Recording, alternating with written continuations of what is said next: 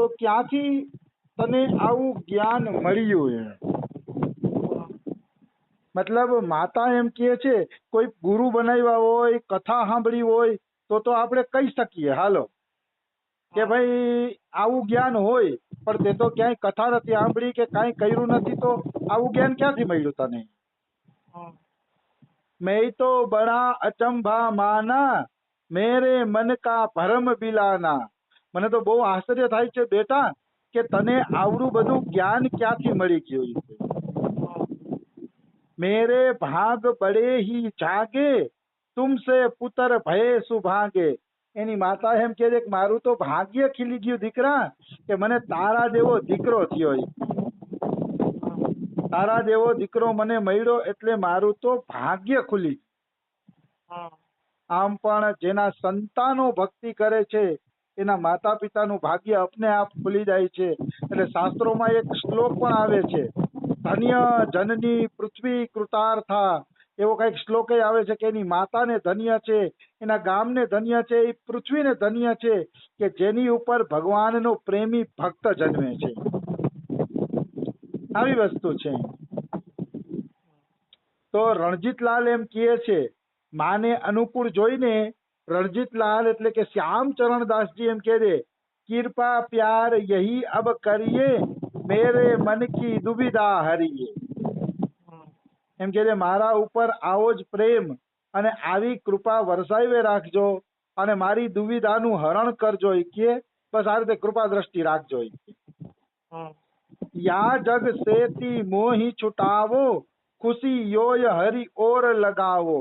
મને આ જગમાંથી છોડાવો અને ભગવાનની ભક્તિમાં લગાડો. કે બીજું મારે કઈ જોતું નથી. ब्याह पढ़न की फिर मत कहियो सदा दया यह करती रहियो. મતલબ ફરીથી લગ્ન બગ્ન નું માં તું મને કેતી નહીં, બસ આ દયા તું મારા ઉપર કરતી રહેજે. સદાય આ દયા કરજે કે મને તું ક્યારેય લગ્ન કરવાનું કેતી નહીં. તો એની માતા રણજીતલાલ ને બતાવે છે, બહુ સરસ વાત કરે છે. અરુ તેરા અબ બ્યાહન કર્યો કુટુંબ ભાર સિર પે નહીં ધર્યો.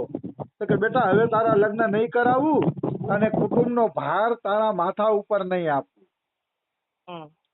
ભાઈ આ વાત તો અગત્યની એની માતાજીએ કીધી કે કુટુંબનો ભાર ઉપાડીને જીવવું બહુ કઠિન છે. કારણ કે બધાની વ્યવસ્થા તો કરવી ને. હું ગ્રહસ્થ આશ્રમનો વિરોધી નથી, પણ ભાઈ ગ્રહસ્થ આશ્રમમાં વ્યવસ્થા કરવી એ પણ એક મુશ્કેલ કામ તો છે જ. એમાં કોઈ એટલે કોઈ પણ પ્રકારની શંકા નથી. આવી વસ્તુ છે. એટલે કુટુંબનો ભાર તો ગ્રહસ્થ આશ્રમને ઉપાડવો જ પડે છે. વધુ પડતા ભાઈ હોય કે છોકરા હોય, આ તે હોય, તો એનો ભાર પછી ઉપાડવો પડે છે જીવને. જો તેરે મન એસી આઈ હમ હું આજ્ઞા દઈ સુખદાઈ. જો તારા મનમાં ભજન કરવાની ઈચ્છા હોય તો અમે આજ્ઞા આપી છે કે બેટા તું ભજન જ કરજે.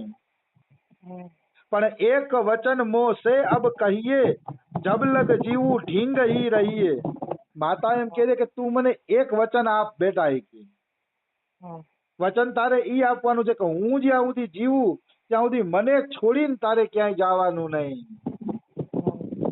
મને છોડીને તું ક્યાંય જાતો નહીં, કે હું જીવું ત્યાં સુધી, કે પછી તારે જ્યાં જવું અહીંયા જાજે.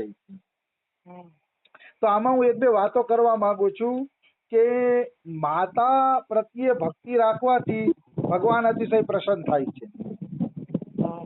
એ વાત આપણે યાદ રાખવી જોઈએ. જ્યારે ચૈતન્ય મહાપ્રભુ સંન્યાસ લઈને ગયા, ચૈતન્ય મહાપ્રભુ સંન્યાસ લઈને ગયા ત્યારે એની માતાએ એમ જ કીધું હતું કે બેટા તું એટલી જગ્યામાં નિવાસ કરજે કે મારે તારી પાસે આવવું હોય ને તો આવી શકું.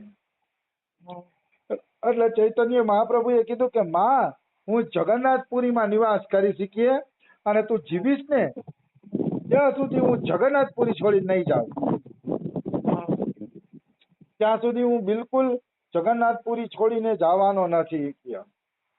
એટલે તારે મને મળવા આવવું હોય તો આવી શક, અથવા તો બંગાળના કોઈ ભક્ત આવ્યા હોય અને તારે મારા ખબર અંતર પૂછવા હોય તો તને પૂછવાની સુવિધા રહે. મતલબ સંન્યાસી પણ માતૃભક્તિ રાખે તો સંન્યાસીને છૂટ આપી છે હો ત્યાં સુધી. આમ એને પત્નીમાં આસક્તિ નહીં રાખવાની, પિતામાં, પુત્ર, પરિવાર ક્યાંય આસક્તિ નહીં રાખવાની, પણ માની આજ્ઞાનું પાલન કરવાની સંન્યાસીને છૂટ છે. એટલે જ આપણા જગતગુરુ શંકરાચાર્ય સંન્યાસી થઈ ગયા હતા ને, તો એની માતાનો અગ્નિ સંસ્કાર કરવા આવ્યા હતા.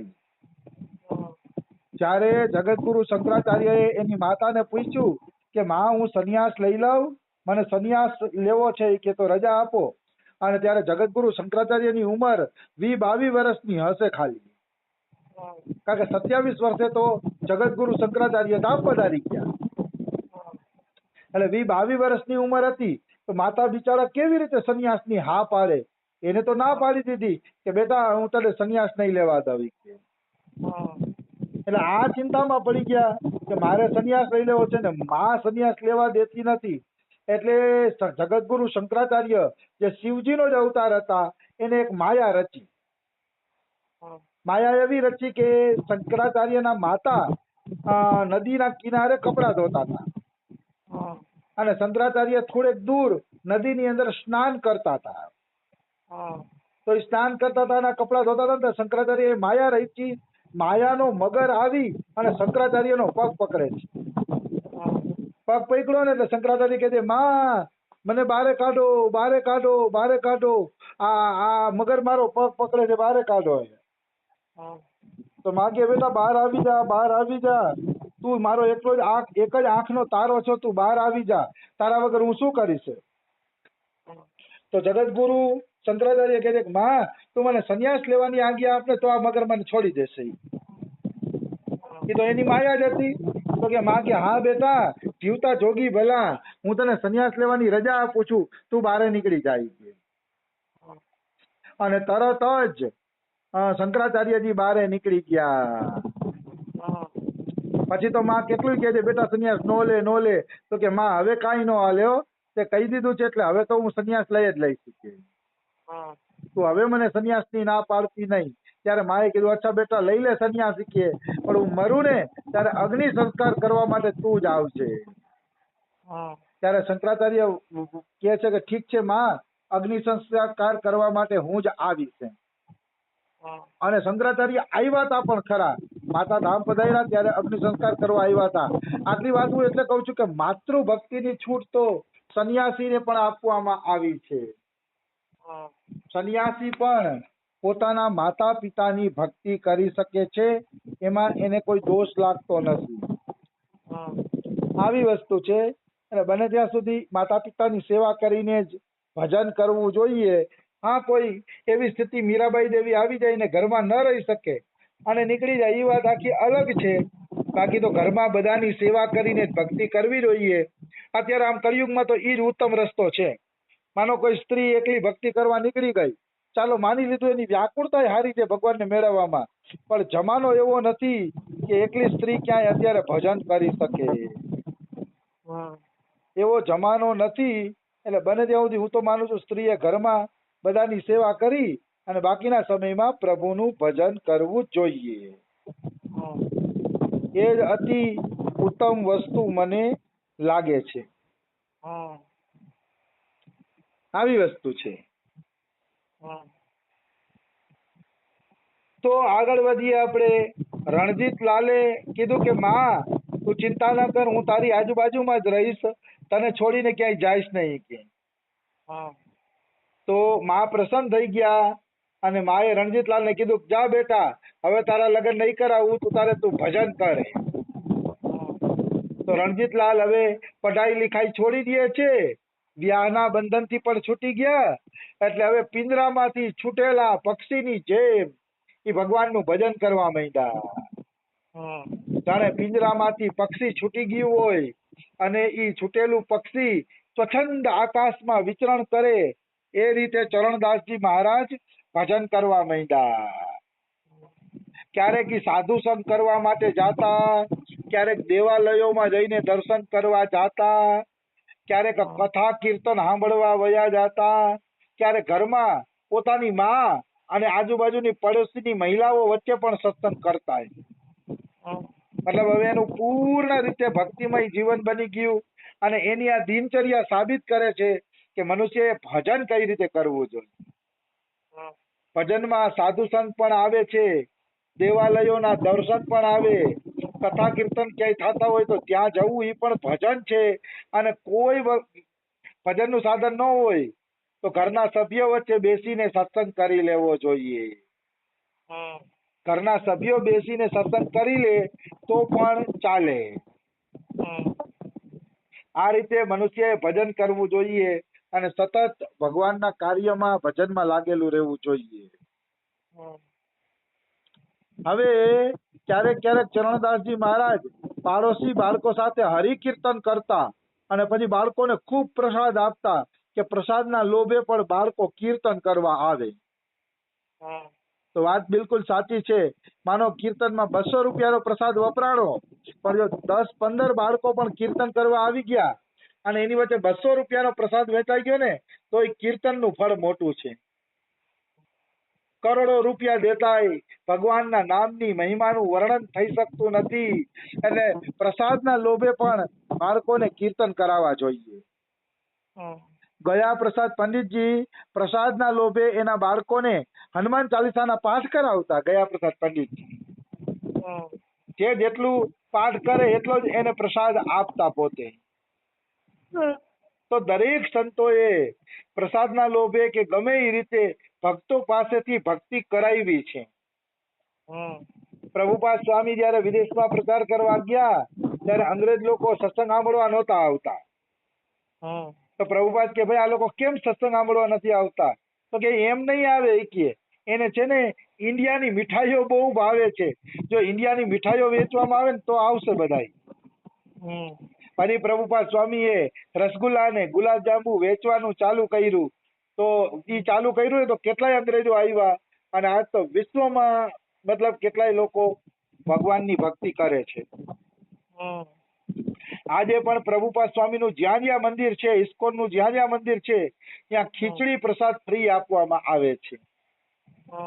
આજે પણ આ બધી સારી ટેવો છે કે કોઈ પણ બાને જીવ ભગવાન તરફ વળે. કોઈ પણ બાને સાચી રીતે ખોટી રીતે ગમે એ રીતે ભગવાનના નામમાં જોડાયેલો રે જીવ તો ભાવ કુભાવ અનખ આલસવું નામ જપત મંગલ જસ દીધું. ભાવે કુભાવે કોઈ પણ રીતે જીવ ભગવાનનું નામ જપે તો દસેય દિશામાં એનું મંગલ થાય છે. આવી વસ્તુ છે. એટલે જોડી રાખો, ગમે એમ કરીને જોડી રાખો. અમારે અહીંયા ગુજરાતી કોલોનીમાં એક નારસંગભાઈ રહે છે. તો નરસિંહભાઈ એમ કેતા કે પેલા અમારા ભગતજીની બધા સત્સંગ કરતા ને તો નરસિંહભાઈ ને સત્સંગમાં બોલાવતા નહીં અને ઈ આવતા પણ નહીં. તો એકવાર નરસિંહભાઈ ને કીધું કે તમે સત્સંગમાં આવતા જાવ ને તો કે લાડવા ખવડાવો તો આવડું કે બાકી તો હું ભગવાનના કીર્તનમાં મને રસ નથી કે. તો કે ઠીક છે અમે લાડવા ખવડાવશી. તો લાડવાના બાને ઈ નરસિંહભાઈ ને લઈ ગયા સત્સંગમાં. આજે ઈ જ નરસિંહભાઈ વ્રજવાસ કરે છે.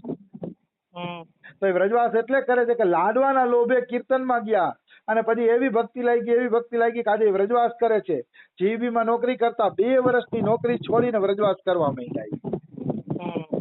કહેવાનો ભાવ છે કે ગયા તા તો લાડવાના બાને અને ભગવાનની ભક્તિનો લાડવો મળી ગયો. એટલે કોઈ પણ બાને જીવ સત્સંગમાં જોડાય ને એ મહત્વનું છે. સત્સંગમાં જોડાયા પછી એ વ્યક્તિ અવશ્ય પાર નીકળી જાય છે. એમાં કોઈ એટલે કોઈ પણ પ્રકારની શંકા નથી. એટલે મનુષ્ય ભાવે કુભાવે સત્સંગમાં જોડાય એવું કઈક કરવું જોઈએ. આવી વસ્તુ છે. રમેશ બાબા એમ કહેતા હતા કે ભગવાનના કીર્તન જો ઘરમાં થતા હોય તો એ કે આખા ભારતમાંથી કળિયુગ નીકળી જાય એટલી તાકાત છે. અને રમેશ બાબા એમ કહે છે કે ગોપીઓ જે કીર્તન કરતી, કૃષ્ણ કીર્તન કરતી, એનાથી 3 લોક પવિત્ર થતા. એ કીર્તનમાં એટલી શક્તિ હતી કે 3 લોક પવિત્ર થઈ જતા. એટલે આ બધું સત્ય છે. આ સત્ય કાંઈ છે જ નહીં, પણ મનુષ્ય બસ હાલવો જોઈએ આ માર્ગ ઉપર. તો સમય થઈ ગયો છે. બીજું ચરિત્ર આપણે કાલે લઈ લેશી. રાધે રાધે. જય સિયા રામ.